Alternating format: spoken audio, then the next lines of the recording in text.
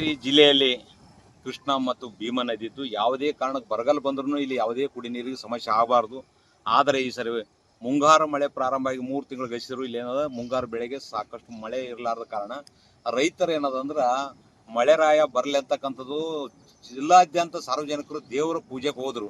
ಆದರೂ ಕೂಡ ಸಮಯಕ್ಕೆ ಸರಿಯಾಗಿ ಮಳೆ ಬರದ ಕಾರಣ ಸಮಯ ಬೆಳೆ ಹಾಳಾಯಿತು. ಆದ್ರೆ ಮಾನ್ಯ ಮುಖ್ಯಮಂತ್ರಿಗಳು ಏನದ ಕೂಡ ಭತ್ತ ಹಚ್ಚಬಾರ್ರಿ ಅಂತಕ್ಕಂಥದ್ದು ರೈತರಲ್ಲಿ ಮನವಿ ಮಾಡಿಕೊಂಡ್ರು. ಆದ್ರೂ ಕೂಡ ನಿನ್ನೆ ಏನದ ರಾತ್ರೋರಾತ್ರಿ ಮಹಾರಾಷ್ಟ್ರದಲ್ಲಿ ಹೆಚ್ಚು ಮಳೆ ಆಗಿರೋದ್ರಿಂದ ಭೀಮಾ ನದಿ ಎರಡು ಬದಿಯಲ್ಲಿ ತುಂಬಿ ಹರಿತಕ್ಕಂಥದ್ದು ನೋಡಿದ್ರೆ ಬಹಳ ಸಂತೋಷ ಆಗ್ತದ. ಇವತ್ತು ಯಾದಗಿರಿ ನಗರಕ್ಕೆ ಕುಡಿ ನೀರು ಸಮಸ್ಯೆ ಇತ್ತು, ಕಲುಷಿತ ನೀರೇ ಕುಡಿಯಬೇಕಂತ ಪರಿಸ್ಥಿತಿ ಇತ್ತು. ಆದ್ರೆ ಇವತ್ತ ಜಿಲ್ಲಾಡಳಿತ ಗಮನಕ್ಕೆ ಹಾಕಿಲ್ಲ ಅಂತಕ್ಕಂಥ ಜಿಲ್ಲಾಡಳಿತ ಅಲರ್ಟ್ ಘೋಷಣೆ ಮಾಡಿಲ್ಲ, ಎಲ್ಲೋ ರೆಡ್ ಅಲರ್ಟ್ ಮಾಡಿಲ್ಲ.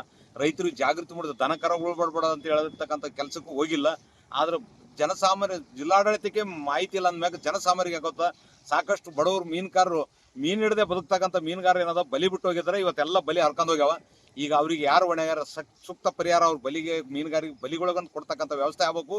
ಮತ್ತೆ ಏನದ ಮುಂದಿನ ದಿವಸದಲ್ಲಿ ಈ ಭಾಗದ ಜನಗಳಿಗೆ ತೊಂದರೆ ಆಗದಂತ ನೋಡ್ತಕ್ಕಂಥ ಕೆಲಸ ಜಿಲ್ಲಾಡಳಿತ ಅಲರ್ಟ್ ಆಗ್ಬೇಕಂತಕ್ಕಂಥದ್ದು ನನ್ನ ಅನಿಸಿಕೆ. ಜೊತೆಗೆ ನೀರು ಬಂದದಕ್ಕೆ ರೈತರ ಮುಖದಲ್ಲಿ ಮಂದ ಆಸ ಮೂಡಿದ್ದು. ಇವತ್ತು ಭತ್ತ ಹಾಕಿದ್ದು ಯಾಕೆ ಹಾಕಿದ್ವಪ್ಪ, ಸಾಲ ಸೂಲ ಮಾಡಿ ಗೊಬ್ಬರ ಬೀಜ ತಂದು ಹಾಕಿದ್ವಿ ಅಂತಕ್ಕಂಥದ್ದು ಕಣ್ಣೀರಿಡ್ತಕ್ಕಂಥ ಪರಿಸ್ಥಿತಿ. ಆದ್ರೆ ಈ ನೀರು ಬಂದಿರಲಿಲ್ಲ ಅಂತ ಇವತ್ತ ರೈತರು ಖುಷಿಯಾಗಿದ್ದಾರೆ. ರೈತರು ಬೆಳೆದಕ್ಕೆ ಅನುಕೂಲ ಆಗಲಿ.